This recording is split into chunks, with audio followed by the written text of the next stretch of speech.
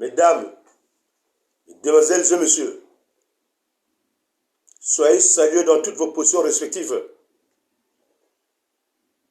Nous venons dans cette vidéoconférence qui est consacrée à mon projet intitulé FIFA, une révolution du football venue du Congo-Brazzaville,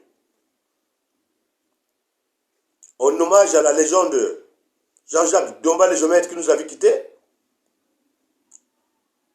On avait prévu de rendre hommage à une autre légende du football congolais.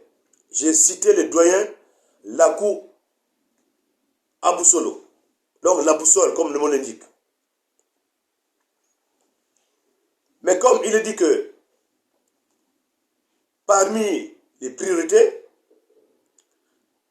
l'urgence prend le dessus sur les priorités. Et donc, brièvement, nous allons faire cet hommage juste pendant quelques minutes, car en fait, nous avons un terme que nous avons prévu de développer. Le thème, c'était le thème « Aimons-nous vivants ». Mais c'est comme je venais de vous dire, nous avons des informations de dernière minute qui viennent de tomber sur notre rédaction. Et donc, nous allons plus s'attarder sur les faits qui viennent d'être tombés sur notre table de rédaction. J'ai parlé donc de l'obtention de la licence ACAF, comment ça s'est fait. Et j'ai parlé de la récompense que la FIFA a pensé octroyer à l'un de nos dirigeants de la FECOFOOT. Je parlais du président de la FECOFOOT, le président Blaise Guy Mayolaz, et de son secrétaire Wantete. Bon, sans oublier Samuel Eto'o du Cameroun, qui vient aussi d'intégrer le comité exécutif de la FIFA. Donc nous allons vous démontrer si c'est une récompense par rapport au travail bien fait en détruisant le football, ou bien c'est par rapport à leur mérite. Et surtout, nous allons vous démontrer comment est-ce que la FECOFOOT avait tout fait pour manigancer, pour empêcher à la légende de Jean-Jacques Domba, le géomètre, d'être candidat à la dernière élection, que le ministre avait tenté en vain de mettre fin. Nous avons les éléments que nous allons mettre à votre disposition. Et donc, ça va être du lourd. Aujourd'hui, nous allons élever le niveau. Trop, c'est trop. Ça, nous allons y revenir en long et en large. Mais pour l'heure, rendons d'abord brièvement hommage à notre doyen Lakou Aboussolo. Un sociétaire éternel de Veklo Mokanda. Voilà pourquoi vous vous êtes rendu compte que, expressement, bien que je sois léopard, mais pour aujourd'hui, je suis vécu bien. Vous avez vu la couleur noir-vert. Ça est là. Et vous avez vu derrière. Nous rendons hommage à Lakou Aboussolo. Il essaie de rappeler l'attention des sportifs congolais, du peuple congolais,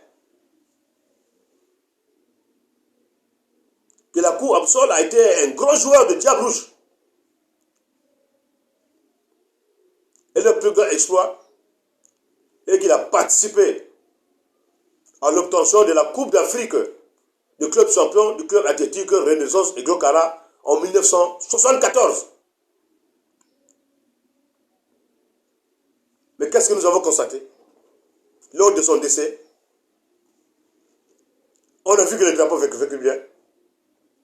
On n'a pas vu le drapeau de Diable Rouge. On n'a pas vu le drapeau de Kara. Comme quoi, les gars, ça, c'est réservé à une autre émission. Parce que nous allons décortiquer ça en profondeur. Comme le disait Platon, l'homme, par son essence, est un animal politique. Car vivant de la société, il nous a interpellés, nous qui sommes les élus, d'apporter de la lumière dans notre société. Ainsi donc, pour ce qui concerne Lakou Aboussolo, j'ai préféré être bref, parce que c'est qui nous attend, que j'ai appelé comme urgence, est très sérieux. Et ça, prenez vos chaises, parce que l'envol va être brutal. Ça veut dire que c'est même pathétique. Attendez-vous à de vraies révélations. Et pour ça, vous devez nous faire confiance. Ainsi donc, adieu au doyen Lakou Absolo.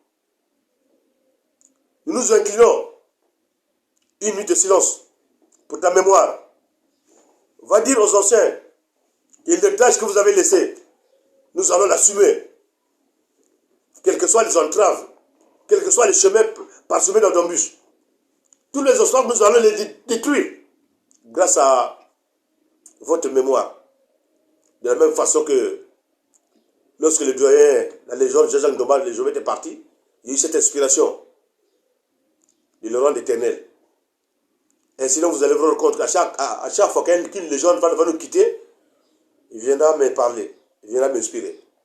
Et bien aujourd'hui, c'est sur l'inspiration de la légende Lakou Absolo que je vous fais des révélations. Ainsi donc, je vais demander à mes éléments, à l'équipe du guide suprême, d'observer une minute de silence en la mémoire de notre doyen Lakou Absolo. Les gars, une minute de silence.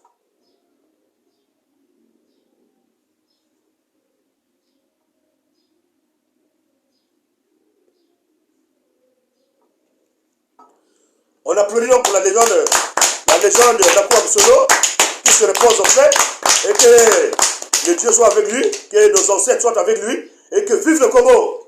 Vive le Congo! Vive le Congo! Vive le Congo! Vive le Congo! Vive le Congo! Vive le Congo! Vive le Congo! Le Congo de retour! Le Congo de retour! Le Congo de retour! Le Congo de retour!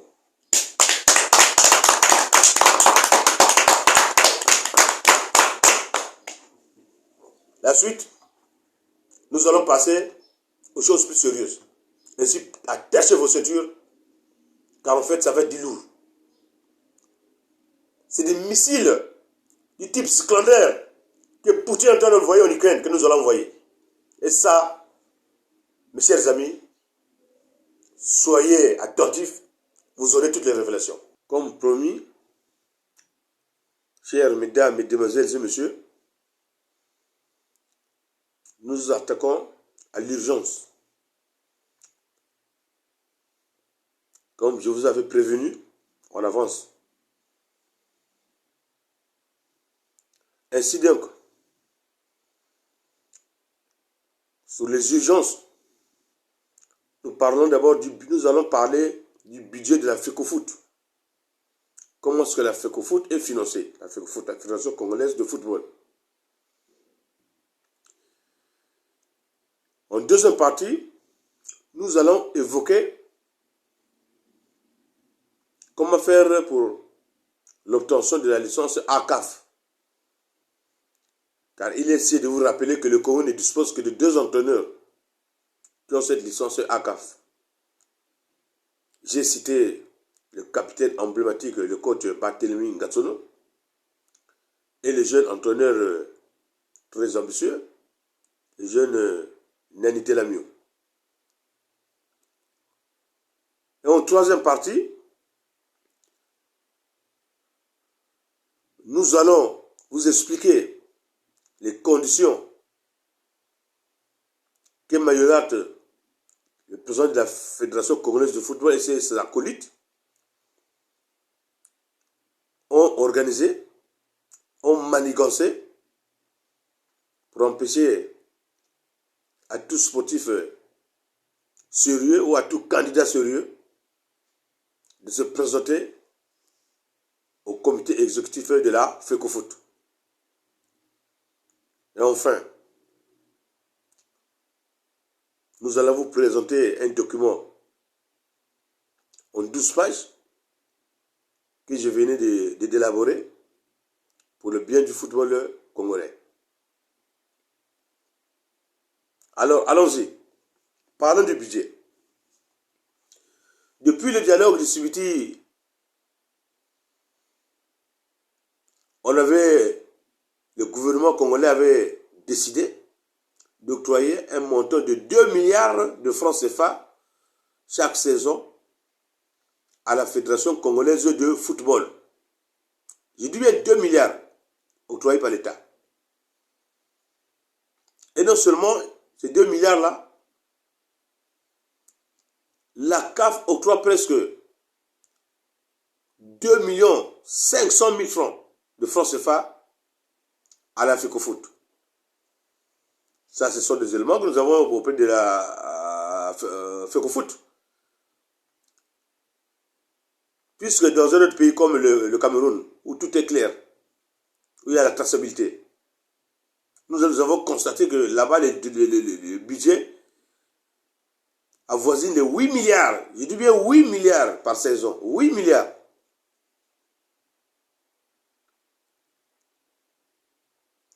Mes chers frères et sœurs,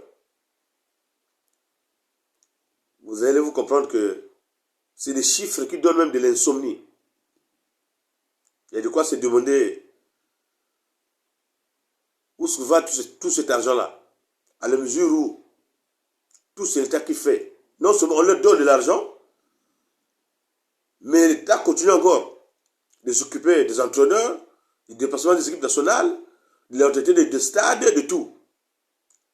Or, il s'avère que en juin 2025, la CAF avait instauré ce qu'ils ont appelé CAF Impact, allant jusqu'à 2,1 millions de dollars pour chaque fédération africaine. Je dis je disais 2,1 millions de dollars pour chaque fédération africaine. Et cet argent, ça sert à quoi?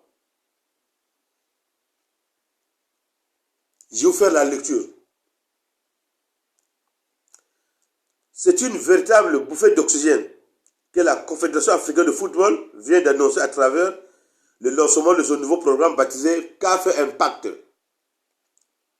Officiellement présenté lors du comité exécutif du 26 avril dernier, ces dispositifs visent à renforcer la capacité financière des fédérations nationales tout en impliquant des normes de transparence et de bonne gouvernance. Dans le détail, chaque fédération membre pourra bénéficier d'une enveloppe allant jusqu'à 2,1 millions de dollars, répartie entre une subvention principale de 1,6 million de dollars, donc environ 1,3 million d'euros. Chers sportifs, bien sûr que nous utilisons les francs CFA, mais je préfère vous donner ces chiffres en dollars et en euros. Chacun prendra sa calculatrice pour qu'il ait mal à la tête lui-même. Parce que moi, tous les jours, c'est les transaines que je prends. Parce que j'ai des insomnies. Ça dit que je suis allé à la pharmacie Timo. Une pharmacie qui est à Pointe-Noire, non loin du tracteur de Boko. Je me suis approprié 10 boîtes, je dis bien 10 boîtes de transaines. Qu'en fait, le médicament semblait être en rupture. Et donc, je suis arrivé là-bas. J'étais obligé de prendre ça en stock. Comme l'avait dit le ministre. Lorsque l'équipe nationale joue, les gens ont le droit de le prendre. Mais monsieur le ministre, moi, en dehors de le prendre que j'ai remplacé par Dolimex, j'ai associé avec les transaines. Parce que ça donne les mots de tête. Je continue la lecture. Dans les détails, comme je disais, chaque fédération pourra bénéficier d'une enveloppe allant jusqu'à 2,1 millions de dollars, répartie entre une subvention principale de 1,6 million de dollars, environ 1,3 million d'euros, et une prime de performance additionnelle de 500 000 dollars. Il s'agit là d'une augmentation de 60% par rapport au cycle précédent, selon les précisions fournies par l'instance continentale. Mais cette augmentation substantielle de ressources ne vient pas sans exigence. Ça ne vient pas sans exigence. Il y a des exigences. Le programme sera encadré par un règlement strict. Un règlement strict. Assorti de contrôle financier et d'audit indépendant. On parle d'audit indépendant. Je dis bien, on parle d'audit indépendant. Donc ça a une sens indépendante peut venir faire les audits. Les audits. Donc, l'objectif de la CAF est clair. Garantir que chaque dollar investi contribue effectivement au développement du football sur le continent. La CAF et son président veilleront à ce que chaque dollar investi serve à développer le football africain. Avertit Véron Mosengo Ombo, secrétaire général de l'instance. Une approche qui vise à rompre avec les pratiques opaques du passé. Fait notable, la CAF impose que la moitié des fonds versés soit consacrée au développement du football féminin et des jeunes. Du football féminin et des jeunes. Pour M. Omba, cette réorientation est stratégique. Il dit, nous façonnons l'avenir du football africain. Créons des opportunités pour chaque nation, chaque région et chaque fille et garçon du continent. Là, vous avez les objectifs fixés par la CAF pour accompagner nos fédérations afin que le football soit développé, soit encadré, les jeunes puissent jouir de cette chance que nous avons eue. À l'époque, il y avait des clubs entreprises, comme je l'avais dit. Il y avait des zones sud. Mais pour éclairer votre antenne, suivons d'abord cet élément et nous allons y revenir. J'ai la chance d'avoir dans cet hémicycle trois passes ministres des Sports, le président de l'Assemblée lui-même, le vice-président Opimba et l'honorable Mbani. Ils peuvent être de bons témoins de la gestion du ministère des Sports. Ici, personne dans cette salle ne connaît le nom du ministre des Sports de Singapour ou de l'Angleterre ou de ne sais quel pays. Parce que là-bas, quand ça ne marche pas, on ne cherche pas le ministre. On cherche le président de la fédération, à qui on a donné délégation de la gestion de ce problème. Mais chez nous, quand une équipe perd, quand un match est mal joué, on cherche le ministre. C'est comme si c'est le ministre qui fait les classements. Non, pas du tout. Ce n'est pas évident, justement, de faire comprendre ça, mais c'est ça la réalité. Le Congo, en ce moment, a le basketball qui est suspendu depuis 8 ans. Le basketball. On joue en interne, mais on n'a pas le droit d'aller à l'étranger. Parce qu'on a quelques difficultés, il faut régler quelques situations pour qu'on reparte sur la scène internationale. Mais le ministre que je suis, je n'ai pas été appelé ici pour demander pourquoi le basketball ne joue pas à l'international. Parce que ce n'est pas le sport roi, je comprends. Le judo est resté 3-4 ans sans aller compétir à l'étranger, le judo. Mais aujourd'hui, le judo a retrouvé ses droits et d'ailleurs, les 4 ans que le judo n'est pas allé à l'étranger, ça a permis à la fédération de s'organiser mieux. Et pour preuve, lorsqu'ils sont allés aux Jeux de la francophonie, eh bien, ils ont ramené des médailles d'or parce qu'ils ont pris le temps de se former. Nous avons, pour le football, intérêt à faire en sorte que les gens s'arrêtent un peu et qu'on travaille, qu'on organise le championnat national. Parce que le championnat national dans notre pays n'existe presque plus. À l'époque, quand on allait au stade, voir Étoile du Congo ou contre Diable Noir, il fallait être au stade à 11 h, sinon vous arrivez à 14 h, il n'y a plus de place. Mais aujourd'hui, Diable Noir et Étoile peuvent jouer, le stade est vide. Tout simplement Parce que les matchs sont arrangés à l'avance. Les supporters savent que quand Diable Noir joue contre telle équipe, on sait que c'est l'autre équipe qui gagnera parce que, bon, c'est comme ça. Alors, tout ça, ça a emmené un désordre où, quand l'équipe nationale vient jouer, les Diables Rouges viennent jouer, quand ils viennent jouer ici ou à l'étranger, tous les joueurs viennent de la diaspora. Alors que c'est le championnat national, donc les équipes au niveau local qui devaient nous donner les joueurs. Mais vous pouvez faire le tour de toutes les équipes de notre pays, vous ne trouverez pas un joueur à la hauteur d'être à l'équipe nationale. Donc on fait venir tout le monde de l'Europe. Et quand ils viennent, ça coûte de l'argent à l'État. Il faut payer les billets, il faut les loger, ils doivent manger, il y a les primes, et tout ça, ce n'est pas la fédération qui paye, s'il vous plaît. C'est l'État qui paye. Et je tiens à rappeler ici que l'argent de la FIFA envoyé à la fédération, le ministère n'a pas de regard dessus. Et on n'en a d'ailleurs pas besoin. Mais le contrôle doit se faire par la FIFA. Mais ce qui n'empêche pas que nous ayons les rapports de ce que la FIFA demande de faire et on peut contrôler sur le terrain si c'est réellement fait. Même à ce niveau-là, rien n'est fait. Donc, en 1968, quand l'équipe nationale est allée jouer en Éthiopie, c'était une catastrophe pour le Congo, à Asmara.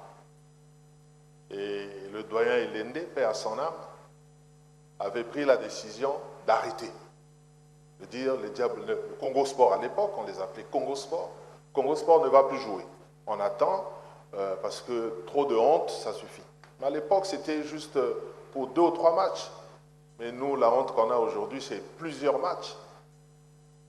Ils ont arrêté. En 70, ils n'ont pas joué la CAN. Et en 72, après une bonne formation, ils ont gagné la CAN 72 et on a ramené la coupe au pays. Et depuis, on n'a plus jamais gagné. Depuis. Quand on veut se faire chaud au cœur, le petit souvenir pour nous qui aimons le football, c'est « Ah, Yaoundé 72 ». Ok, mais Yaoundé 72, après, il n'y a plus rien.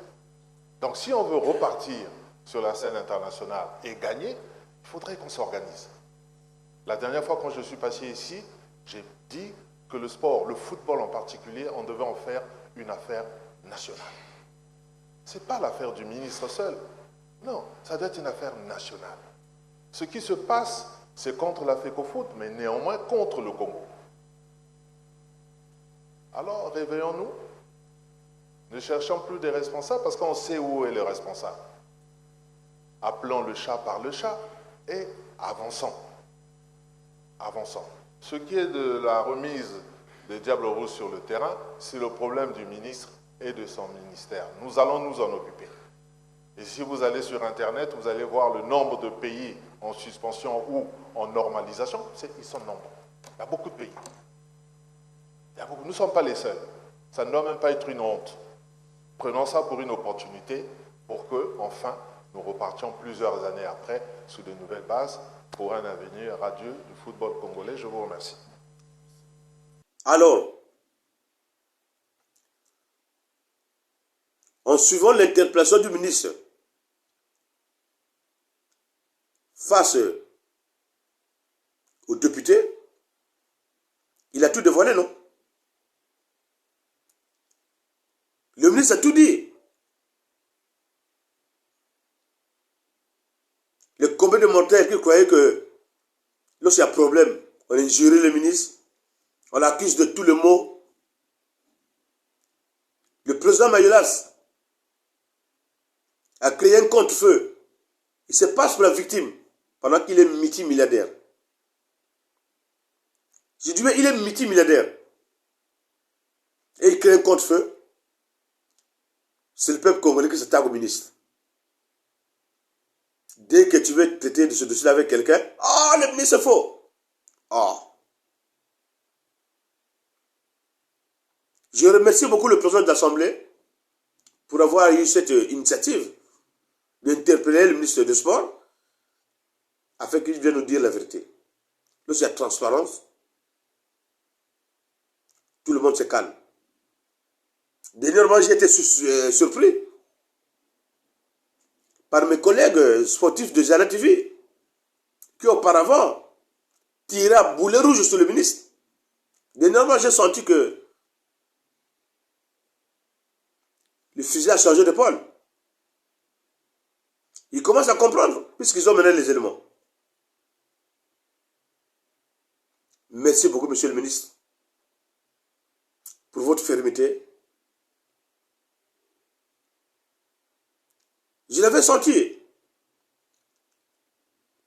lorsque la FECOFOOT, à la veille d'une assemblée élective, voyait que Ndoma et Jomé devaient être candidats. Ils ont tripoté lors d'une assemblée extraordinaire pour l'empêcher d'y prendre part. Ça, nous allons y revenir en troisième partie. Et donc voilà, on parle de la transparence. L'argent est donné pour un cadre donné. Sur le terrain, rien. Je dis bien sur le terrain, rien. On parle même des jeux scolaires. Depuis que Mayola est là, vous avez entendu qu'on parle des jeux de l'ONU. Vous avez déjà entendu qu'on parle des tournois de Monafoot. Le centre d'Igné que Mayola s'avait présenté comme Clairefontaine en France.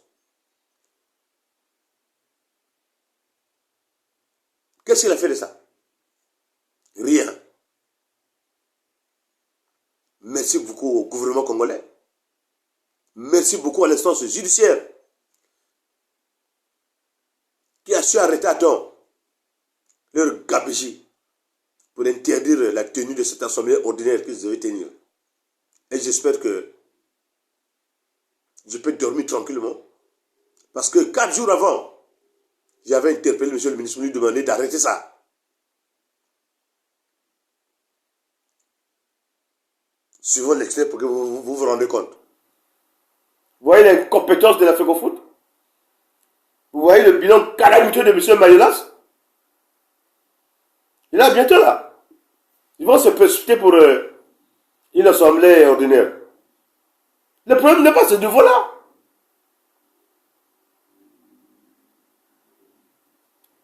Je le répète, monsieur le ministre, comme je vous le répète, comme je vous le dis, arrêtez tout ça. Parce que pour un pays qui se respecte, comment le Congo ne peut avoir deux coachs qui ont les sources à CAF? Le coach, l'ancien Barthélémy Gatsono, et le jeune d'Antenamio. C'est quoi ça? Et comme quoi, ces gens-là, par une ordonnance de la doyenne des juges d'instruction, sont interdits d'exercer toute activité. Mais curieusement, là on nous dit que le 27, M. Mayola se permet de convoquer les présidents des clubs pour une réunion. Bon, j'espère hein, que peut-être il a lâché prise. Il a pris conscience. Il a décidé de quitter les choses. Mais il n'est pas obligé de s'adresser au président du club.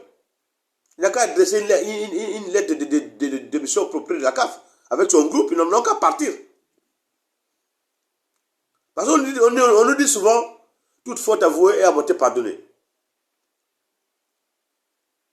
Pendant que vous êtes sur le coup d'une inculpation, il y a une procédure en instruction. Curieusement, comme par miracle, comme par magie, la FIFA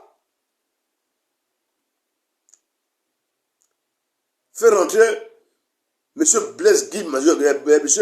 Guy Blaise Mayolas et son acolyte Badimomo Ouattete, le comité exécutif de la FIFA. Quel miracle, quelle magie. Nous allons voir si ça a été une récompense ou c'est par mérite qu'ils sont là-bas. Nous allons parler. Mais je vous dis d'avance que c'est moi qui les ai fait rentrer là-bas. Parce que toutes mes publications sont suivies même par la FIFA. Donc la FIFA va prendre 2 Congolais au même moment. Il faut rentrer dans la FIFA. La FIFA qui regroupe plusieurs fédérations. Donc par un coup de balai magique comme ça, les 2 Congolais. Les gars, nous sommes en train de travailler. Nous recevons les éléments. Nous recevons des félicitations. Dernièrement, j'ai eu à écrire à Arsène Wenger, qui est chargé d'apporter des lois de réforme au niveau de l'arbitrage vidéo et voir comment est-ce que les pénaltys en plein match pourra être... Voilà, le cas là, on va y revenir. Donc vous avez toute la situation. Vous avez la vérité. Au lieu de prendre de la hauteur, au moins la FIFA vient de te sauver. Vous allez vous rendre compte que là je parle de Wantete et de Guy Mayola, je parle de tu. Parce que pour moi, ils sont un. C'est comme dans la Bible, on ne pouvait pas dire Dieu et le Fils. On disait Dieu, le Fils. Ils étaient un. Voilà pourquoi dans mon introduction, vous avez entendu, lorsque j'ai parlé de l'un de nos dirigeants. J'ai dit Guy Blaise Mayola et Wantete. Mais c'est parce que pour moi, ils forment un. Ils ont le même cerveau. Donc voilà cet argent-là. Tout cet argent-là. Sur le terrain, il n'y a rien. Et pendant que le Congo lance une procédure judiciaire contre eux, la FIFA les élève. C'est pas paradoxal ça? Hein? Mais ça, parlons d'abord du bilan de Mayolas pour savoir si il a mérité d'aller là-bas ou bien c'est pour se couvrir que la FIFA l'a mené là-bas. Je venais de recevoir sur notre rédaction une copie envoyée par notre ancien président de AC Léopard. J'ai parlé de Cyril Demoro, un jeune que j'ai suivi depuis son jeune âge au Girondin de Bordeaux, c'est au centre de formation. Alors, il vient de nous envoyer une copie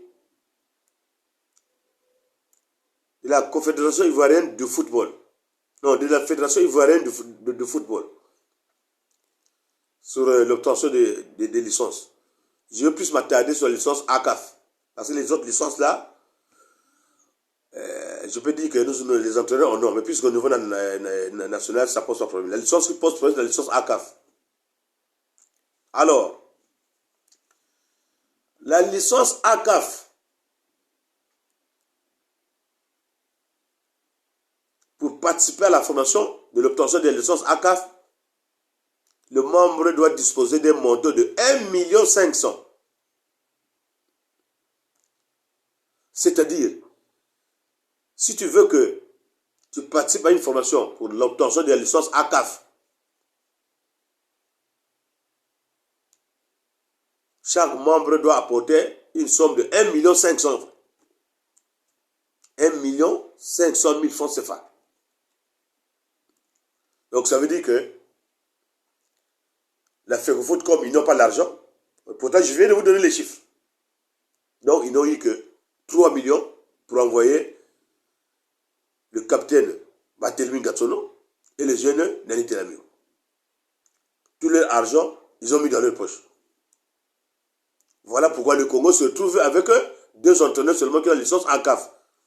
Mais curieusement, les dirigeants sont élevés au niveau de la FIFA. Paradoxal.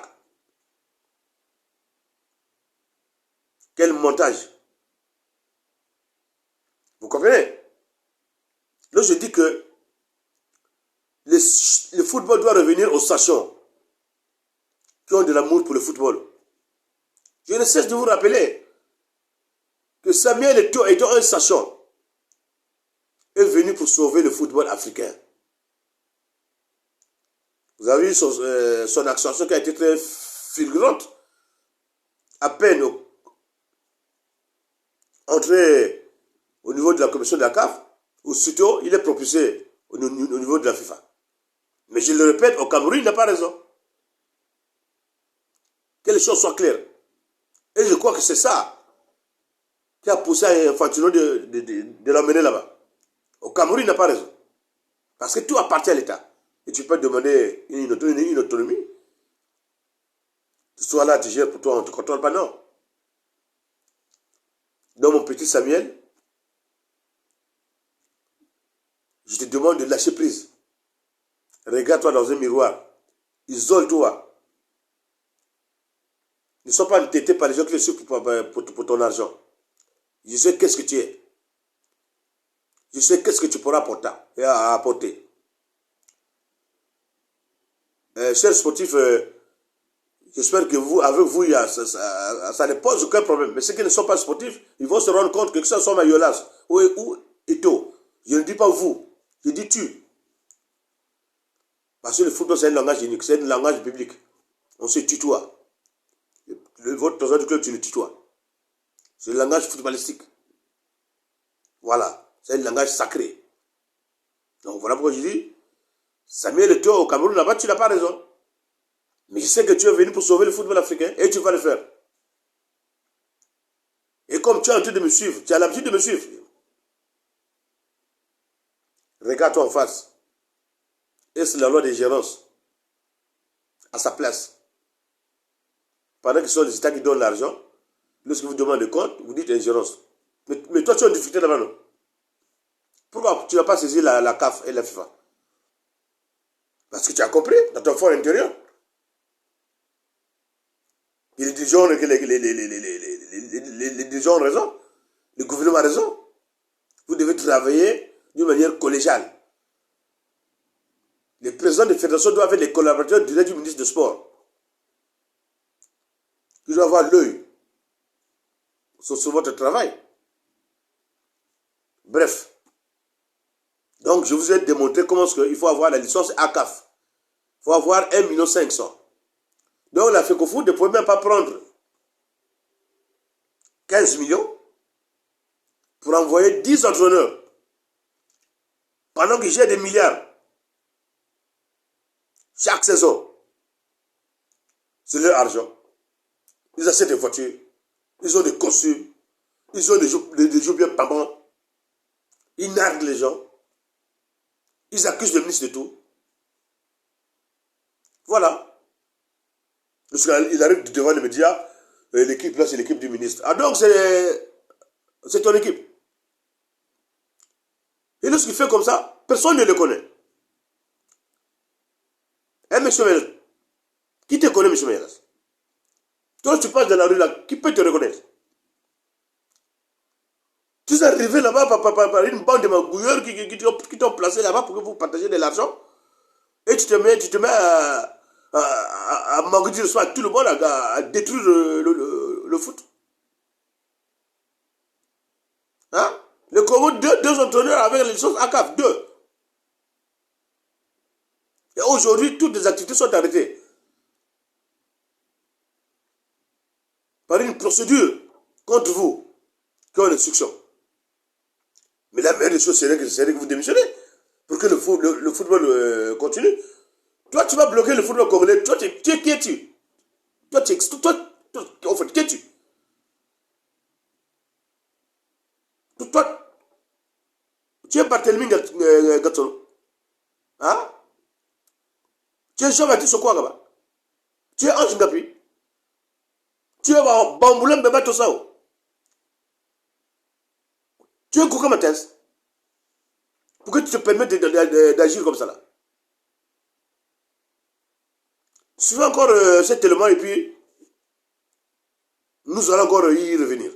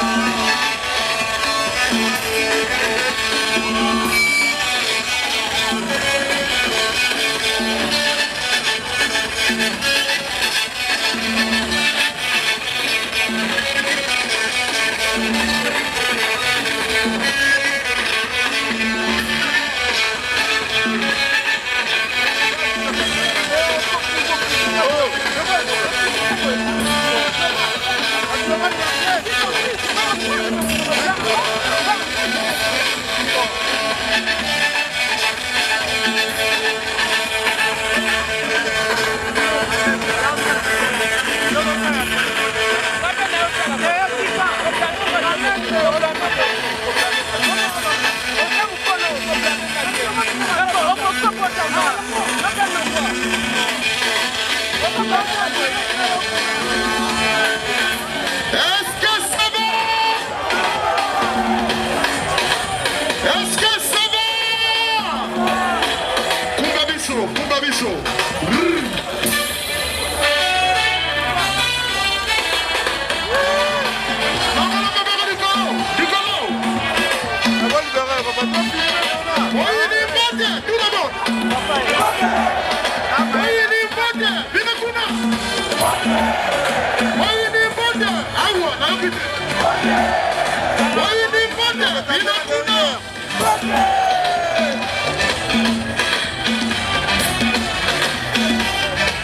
Est-ce que ça va?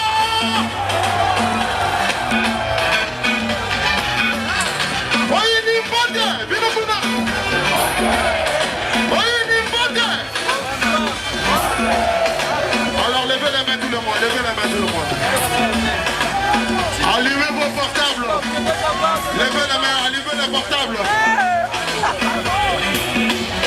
Allumez les portables. Ok. Gauche, droite, gauche, droite, gauche, droite, gauche, droite, droite, gauche, droite, gauche, droite. Cameras one in the stade de Tonani. Ici c'est le Congo Brazzaville. Je suis fier d'être congolais. Ok, gauche, droite, gauche, droite, gauche, droite, gauche, droite.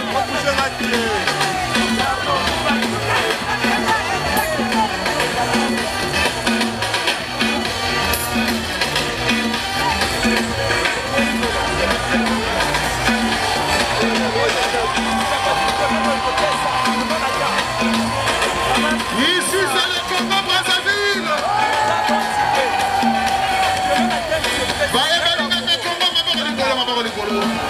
Voilà, on y va. Allez, gauche, droite, gauche. J'ai pris expressément l'élément de Roga Roga pour que vous compreniez que le ministre de la Culture ne peut jamais se permettre de tripoter des lois pour dire que Roga Roga ne peut pas intégrer le bureau congolais du droit d'auteur. Quel est le président de club ou bien de fédération qui peut mobiliser comme ça? Et l'entrée n'était pas gratuite. Hein? Je dis l'entrée n'était pas gratuite. Mais le stade Massamba Débat plein à craquer. Et tous les Congolais étaient unis. Comme lorsque les diables jouent. Comme lorsque Jean-Jean Ndoma, les géomètres, étaient en train de détruire les Ghanéens. Comme lorsque les Ibara, les Tignimbu, étaient en train de détruire les Camerounais et les Nigériens. C'est quoi c'est? Qui es-tu? Avec ton groupe là, le cas de Mamadalou, quoi, dégagez de là.